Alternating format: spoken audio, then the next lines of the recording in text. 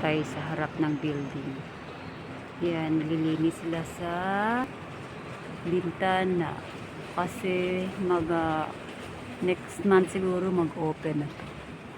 Isipin mo, galing ka dun sa 28th floor.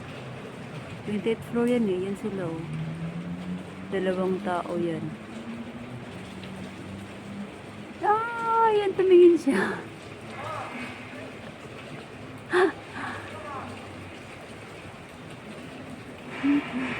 Yan.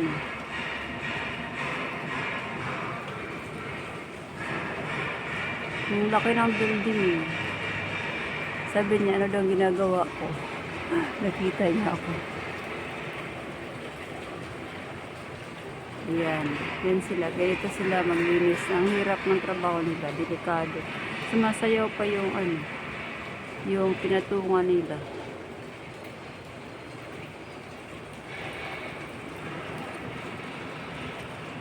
Yan.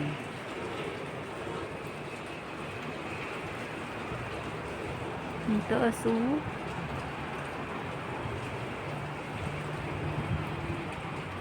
Grabe. Ang hirap. Yan. Labas ng building. Ganda.